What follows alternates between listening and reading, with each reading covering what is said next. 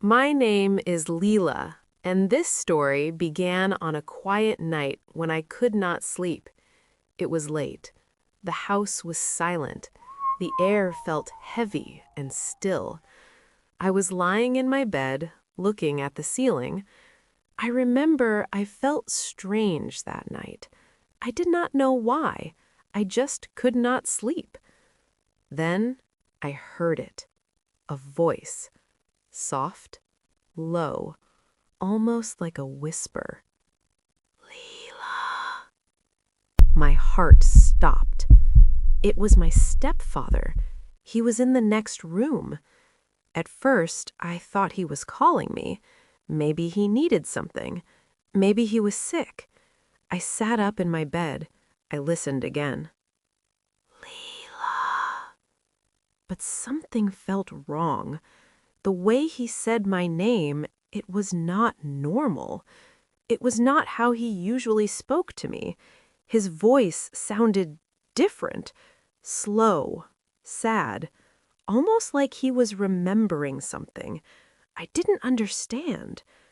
What is happening? I whispered to myself. I got out of bed slowly. My feet were cold on the floor. I walked to the door and opened it a little. The hallway was dark. The only light came from the window at the end. I could hear him again. Lila. This time, it sounded even more strange. Something felt wrong. I walked closer to his room.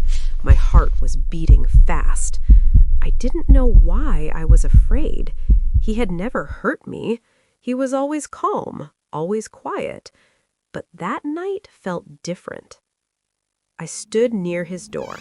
It was slightly open. I looked inside. He was sleeping. His eyes were closed. His body was still. But his lips were moving. Lila. I felt a cold feeling in my chest. He was not awake. He was talking in his sleep. I stepped back slowly. My hands were shaking. Why is he saying my name like that? I thought. I don't understand. I went back to my room. I closed the door and sat on my bed. I hugged my knees.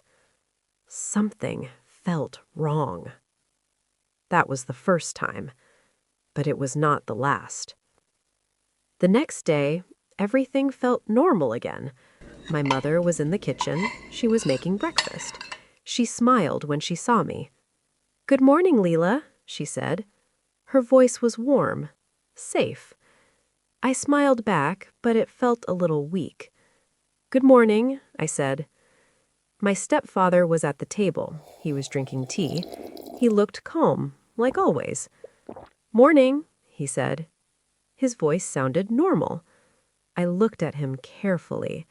He did not look strange. He did not look sad. He did not look like the man from last night. I didn't understand. "Did you sleep well?" my mother asked me. I paused. "Not really," I said. "Why?" she asked. I looked at my stepfather. Should I say it? Should I tell them? I felt unsure. "Nothing," I said softly. "Just, I couldn't sleep." My mother nodded. "That happens sometimes." Everything felt normal, but inside me, something was not normal. Something felt wrong. That night, I tried to forget. I told myself it was nothing. People talk in their sleep, I thought. It means nothing. But I still felt strange. I went to bed again. I closed my eyes. I tried to sleep. But I was waiting to hear it again. Hours passed. The house was quiet. Then, Lila. My eyes opened fast. There it was again, the same voice, the same strange feeling. I sat up. "No," I whispered. "This is not normal." I got out of bed again. This time, I walked faster. I stood outside his room again. I listened. Lila. His voice sounded sad, like he was missing someone, like he was not talking to me. A cold feeling moved through my body. What is happening? I thought. I didn't understand. I went back to my room again. I could not sleep after that. The next morning, I watched him closely again. He laughed at something on his phone. He talked to my mother. He looked normal. Too normal. It made me feel worse. Should I ask him? I thought. But what will I say? Why do you say my name in your sleep? It sounded strange, so I said nothing. Days passed. Then it happened again. And again. Every night around the same time. Lila. Always the same. Always soft. Always sad. Something felt wrong. I started to feel afraid. Not of him, but of the truth. What if this means something? I thought. What if I don't want to know? One night, I made a decision. I need to understand, I told myself. I need to know the truth. That night, I stayed awake on purpose. I did not sleep. I watched the clock. I waited. My heart was beating fast. Then, Lila. I stood up quickly. This time, I did not stop at the door. I opened it and walked inside his room. The room was dark. He was sleeping. His face looked calm, but his lips moved again. Lila, don't go. I froze. My chest felt tight. Don't go? He never said that before. Lila, please. His voice broke, like he was in pain, like he was losing someone. Tears filled my eyes. This was not about me. I knew it. I felt it. He's not talking to me, I whispered. Then who is he talking to? Something felt very wrong. Very, very wrong. I stepped closer to his bed. Lila, he said again. I shook my head slowly. No, I whispered. This is not me. I felt scared. I felt confused. I don't understand. I don't understand. Suddenly, he moved. I stepped back quickly. But he did not wake up. He only turned his head. Then he went quiet again. The room became still again. I stood there, breathing fast. My mind was full of questions. What is happening? Who is Lila? Why does he sound like that? I left the room slowly. I closed the door. I went back to my bed. But I did not sleep. I could not sleep. The next day, I could not stay quiet anymore. Something inside me pushed me. I had to ask. At dinner, I looked at him. My hands were shaking under the table. Can I ask something? I said. My voice was small. He looked at me. Of course, he said. I took a deep breath. Do you talk in your sleep? I asked. He paused. Just for a second, but I saw it. A small change in his face. Then he smiled. Sometimes, he said. My heart beat faster. Do you say things? I asked. He looked at me carefully. Why? He asked. I felt nervous. I just heard something, I said. Silence filled the room. My mother looked at me. What did you hear? She asked. I swallowed. My voice felt weak. You said my name, I said. The room became very quiet. Too quiet. I looked at my stepfather. His face changed. The smile was gone. Something else was there. Something I had never seen before. Fear. Or maybe pain. He looked at my mother.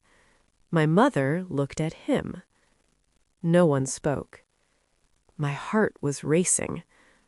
Why are they not talking? I thought. What is happening? Something felt wrong. Very wrong. Then my stepfather spoke. Slowly. Quietly. "Are you sure?" he asked. I nodded. "Yes," I said. "Every night." Silence again. My mother's face turned pale. She looked down at the table. Then she whispered something. Something very soft. "Did you tell her yet?" My heart stopped. "What?" I said. "What do you mean?" No one answered. I looked at both of them. My hands were shaking. "I don't understand," I said. "What is happening?" Something felt wrong. Something big. Something hidden. And I knew. This was only the beginning. My heart stopped when my mother said, "Did you tell her yet?" The room went silent. I looked at her. I looked at him. No one spoke. I felt like I could not breathe. What are you talking about?" I asked again. My voice was shaking. My stepfather looked down. He rubbed his hand slowly, like he was nervous, like he was thinking very hard. My mother stood up from the table. "Lila," she said softly. Hearing my name made me feel strange again. Not safe anymore. Not warm anymore. Something felt wrong. "Please," I said, "tell me, what is going on?" My mother looked at me for a long time. Then she sighed. "Come with me," she said. We went to the living room. My stepfather did not follow at first. He stayed in the kitchen, silent. I sat down on the sofa. My hands were still shaking. My mother sat next to me. She looked tired, very tired, like she had been carrying something for many years. "Lila," she said again. I nodded. "Yes, I am here." She took a deep breath. "Your name is not the name you were born with." My heart jumped. "What?" I said. She closed her eyes for a moment. Then she spoke again. "When you were very small, we had to leave your old life." I stared at her. "I don't understand," I whispered. She looked at me with pain in her eyes. "There was a man, a dangerous man. He was looking for you." My body went cold. "For me?" I asked. She nodded. "Yes." I shook my head slowly. "This is not real," I said. "This cannot be real." But my mother held my hand tightly. "It is real," she said. "We had to change your name. We had to move. We had to hide you." My breathing got faster. "Hide me?" I said. She nodded again. "Your real name was Lila, too, but your life was not safe." I froze. "So I am still Lila?" I asked. She shook her head. "No, not anymore. We gave you a new start, a safe life." My mind felt heavy. I could not understand everything, but something inside me started to feel scared, not just confused. Scared. I looked at the kitchen door.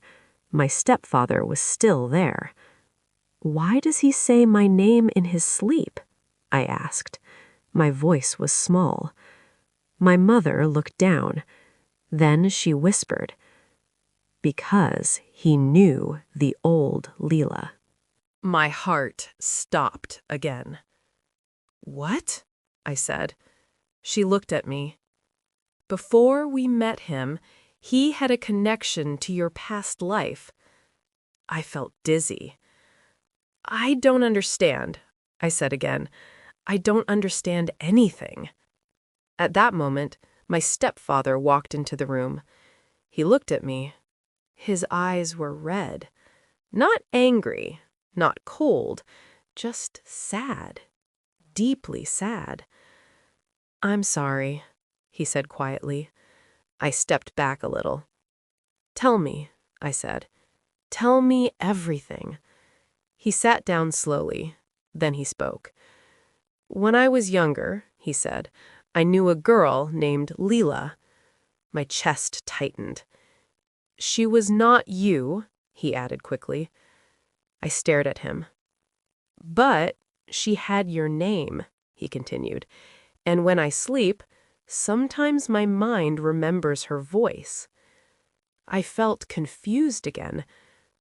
Who was she? I asked. He looked at the floor. She was part of your mother's past life, a dangerous time, a time she ran away from. My mother nodded slowly. Yes, she said. My stepfather continued. When I say your name in my sleep, I am not calling you. He looked at me. I am remembering the past. Silence filled the room again.